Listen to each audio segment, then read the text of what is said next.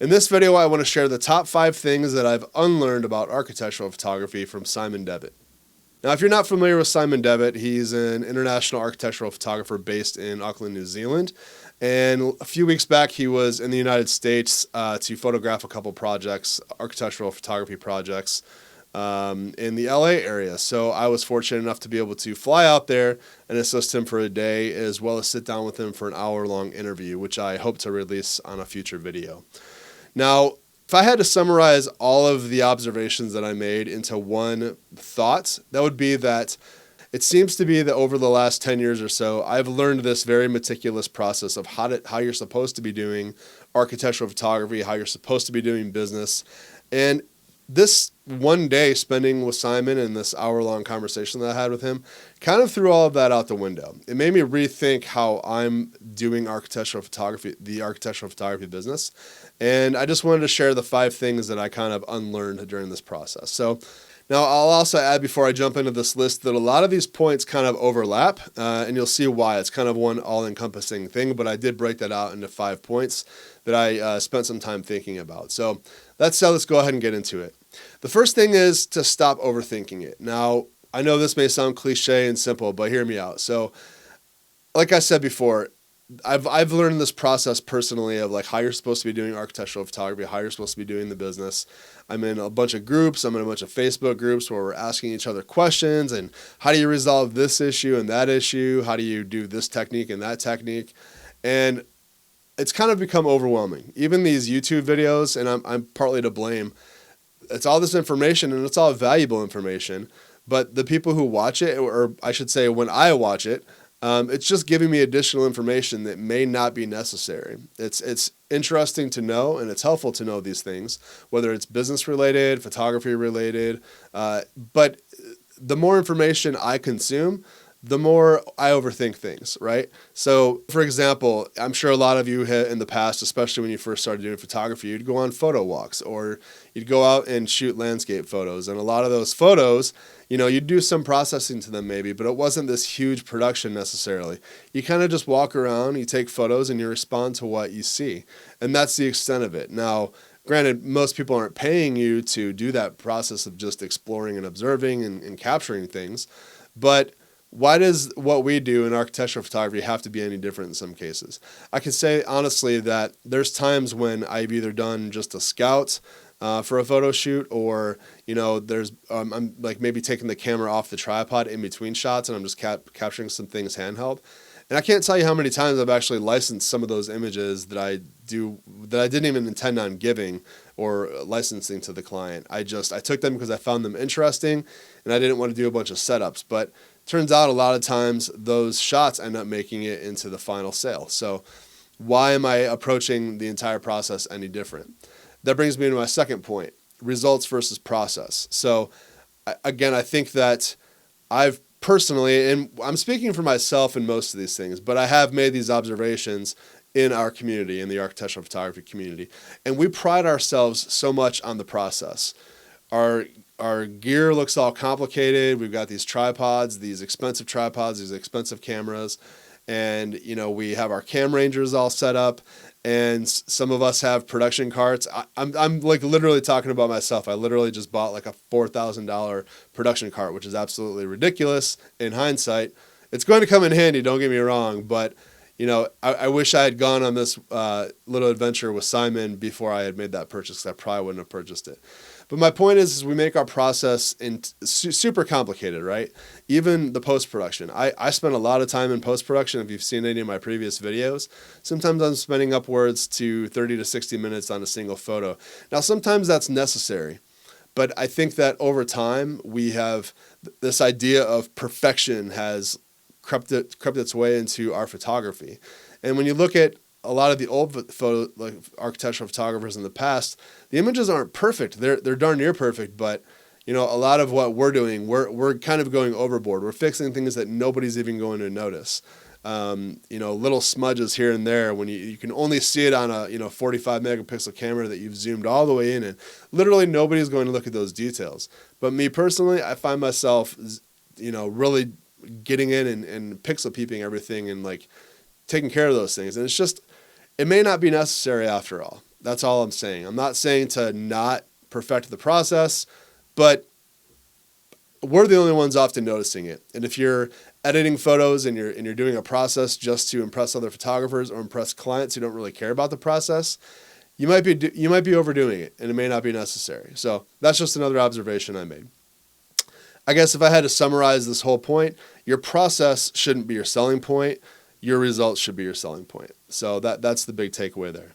The third observation is something I'm still kind of struggling with, or not even struggling with, but I'm kind of wrestling with the idea of like, how do you balance this out? And that's the idea of just making observations and responding to those observations versus careful and meticulous planning and execution when creating an image. So what I mean by all this is that one of the things that I observed during the day is that, a lot of the time Simon just had his camera in his hand and he was manually shifting and just responding to things that he found interesting, whether it was an interesting angle, interesting lighting popping up, maybe a bird or something would fall onto a thing and he snapped a photo of that.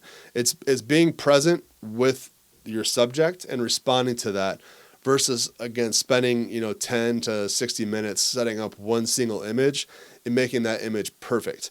Again, there's nothing wrong with doing that necessarily, but if you're at a house for 8 hours, and you're there to photograph 10 to 15 frames, you may have missed out on 100 different interesting images because you were spending so much time focused on one composition and creating one single image. Again, I want to emphasize for the third or fourth time, it's not that there's anything wrong with that, and there's certainly a place for that. But 9 out of 10 times, you got to really ask yourself, how necessary is it to go through this entire process of setting all this stuff up? I'm not saying be lazy with it. I'm not saying, don't take great care in making a perfect image. That's not what I'm trying to communicate. I'm trying to say, and again, I'm kind of speaking to myself here, but hopefully some of you resonate with this. Maybe I just need to not worry so much about making a perfect image every single time. And I'm also not saying don't plan it out. Like you definitely want to have a loose plan, at the very least a loose plan as to how you're going to execute the day, know where the sun's going to be, kind of have a good idea of what the shadows are going to be doing throughout the day so that you can respond to those. Most of the day was spent going up and down stairs, hiding some certain furniture that we didn't want in the shots, and kind of going back and forth and revisiting different compositions based on what the light was doing throughout the day. So again, I'm not saying there isn't a place for planning. It's just it doesn't have to be a meticulous plan. Now, the fourth thing, and you probably knew it was coming, but it's the equipment. I think good equipment is necessary, but too much good equipment can be maybe a distraction. And I kind of alluded to this earlier, but I'll talk about my own personal setup. I've got a big, heavy tripod that was like $1,500. I've got my camera. I've got my Cam Ranger. I've got some lights handy. I've got like 3 or 4 bags at any given time. I've got my big cart now that I'm going to be using on some commercial shoots. I have all this gear, and I have all these toys and tools that are there to help make my job easier and help me make better photos, quote unquote.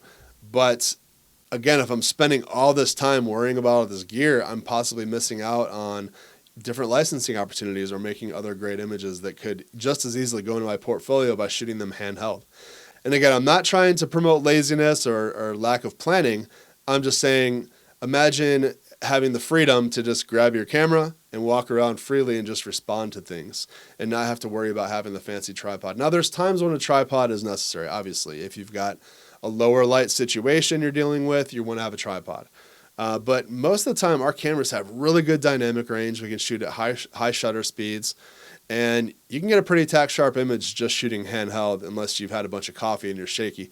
And I'll say it again, there's been times where I use the scouting images or just handheld shots that I've done in between shots in the final delivery of licensed images. So something to consider.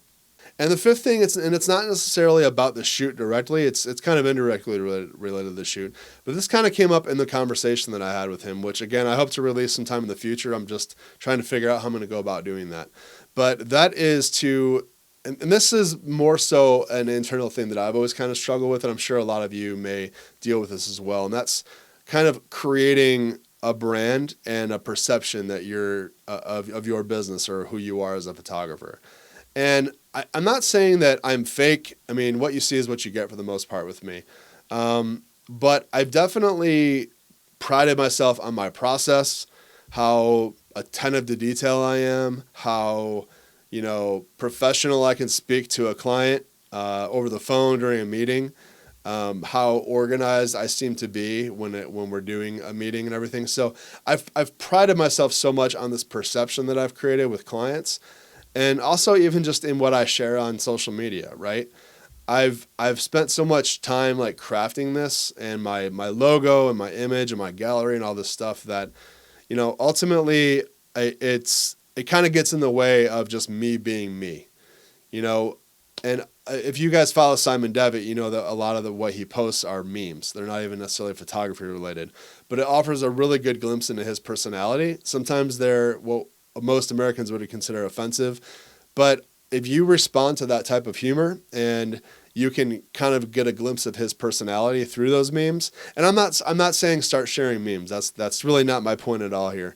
But what I'm really saying is seek after what interests you and embrace your awkwardness. For me, I can be kind of awkward. Ask anybody when they first meet me. I have a hard time articulating myself. I get nervous talking to people for the first time, and it wasn't any different with Simon. So if you're watching the Simon, thank you so much for dealing with me for that full day. But I think that it's important just to embrace who we are, and people will respond to that. Not everybody. You may have some clients that just think you're awkward and may not want to be around you. But I think it's really important to be authentic in this business and go after the things that you find interesting. So those are the top 5 things that I unlearned from Simon Devitt. And there's obviously more things that I learned throughout the day and things that I unlearned. But if I had to summarize everything, it's these 5 points. The way that I'm going to be implementing these into my own business is really just loosening up the restrictions that I've put on myself and on my clients. I've already made changes to my pricing structure slightly. It's still based on a creative fee and a per image rate, but I'm kind of just loosening up some of the restrictions that I had in there and making it easier for them to work with me, and also making it, frankly, easier for me to work with them. If I can go there and have a little bit more freedom on how I shoot, it's going to make me feel better about what I'm doing, and it's also going to give them more options and could potentially make me more money, not just on the immediate sale, but being easier to work with and being less of a tightwad and being less uptight about how my whole process, I think will resonate with them and future clients as well. So I think that I'm pretty much just going to continue doing what I've been doing, but a hybrid of just like chilling out and loosening my process up with what I've been doing. And I think through that process of exploring and trying new things, I'll eventually find my voice as a photographer. And part of the reason I even went out there to assist Simon in the first place is because I'm going to be mentoring with him starting later this month. And this kind of gives me a little bit of an advantage. One of the things that I wanted to personally learn as to how to find my voice as a photographer. It's not something that I've necessarily struggled with, but it's something that I want to kind of hone in on a little bit. And I think that going there and observing and assisting for a day really helped with that process. So I've hinted several times that we did an hour-long conversation. It's actually a little less than an hour after I trimmed out all of the awkwardness. And I'll be releasing that soon along with several other interviews. I think I'm going to turn it into a podcast, but I'm still somewhat unsure as to how I'm going to deliver it. And I want to get a few more interviews under my belt before I start releasing that. But it was a great conversation. I learned a lot from it, and I had a lot of takeaways just from the conversation alone. And I hope to release that with you soon. So that's it. Hopefully you guys found this insightful or helpful, or maybe you got your gears spinning a little bit on how you might incorporate some of these things into your own business. But I'd love to hear your thoughts on anything that I talked about in this video. So thanks so much for watching, and we'll see you on the next video.